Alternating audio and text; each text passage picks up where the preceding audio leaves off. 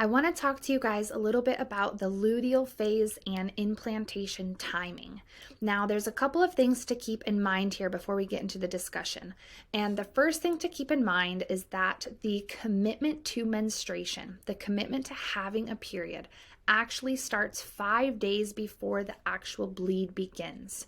So what happens is 5 days before the actual period starts, the spiral arteries that are in the endometrial tissue, they undergo a tightening and a really intense constriction. And this constriction cuts off the blood supply. So it causes the endometrial tissues to necrose and to die. And so this basically signals that there is a commitment to menstruation, these tissues are dying, and eventually they're going to be sloughed off. Now, the second thing we need to keep in mind is that from the time that an egg is ovulated and gets fertilized to the time it makes its way to the uterus to implant, this entire process is a 7-day journey. Now, let's talk about the luteal phase. So remember that the luteal phase is the time from ovulation until the end of the cycle and the start of the next period. So let's take a patient with an example of a 28-day cycle. Let's say she ovulates on day 14, her egg gets fertilized on day 14, and that little blastocyst is making its way into the uterus. 7 days later, it implants into the endometrial lining. Now, the good news is this timing is great, right? She ovulated 7 days later, it made it to the uterus, it implanted, and all is well. Because remember that 5 days before the end of her cycle, before the actual onset of menses, she already had this commitment that was going to be made where the spiral arterioles are going to constrict and they're going to kill that tissue, and the commitment to have menstruation was going to happen.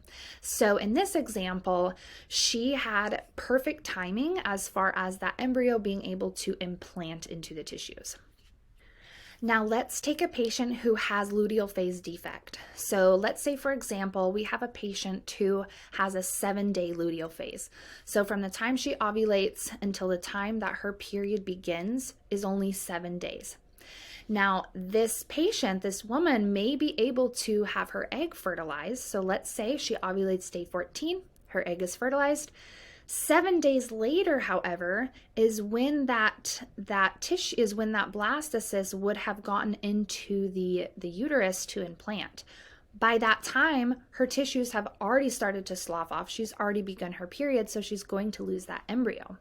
We can even take a patient with a little bit longer luteal phase, let's say 10 days.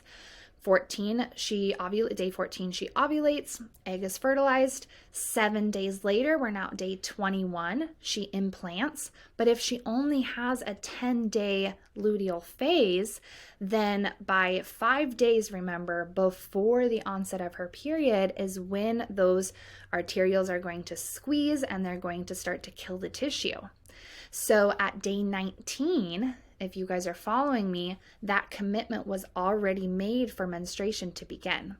So if this blastocyst makes it into the uterus not until day 21, the commitment was already made and she's going to lose that embryo most likely. So we really do need a long enough luteal phase for implantation to occur. Studies show that there's an 85% success rate of pregnancy when implantation occurs in that 20 to 24 day range on a 28-day cycle. And studies show that if implantation occurs or attempts to occur on day 25 or after, then the pregnancy success rate drops to about 11%. So what can we do with patients who do have luteal phase defect? Well, we really want to work on helping to support the production of estrogen in the first half of her menstrual cycle. This is going to help to stimulate that luteinizing hormone surge to promote ovulation. And then in the second half of her cycle, we want to stimulate the production of progesterone, because the more progesterone we have, the longer this luteal phase is going to last. There are a lot of great supplements and herbs that can be used to help women with luteal phase defect, but the one that I really want to highlight is Vitex. And so Vitex can be used throughout the entirety of the menstrual cycle, and it really helps to support the balance between estrogen and progesterone. So it kind of acts a little bit like a reproductive adaptogen in the sense that it helps to improve the communication between the brain and the ovaries and helps to enhance overall fertility.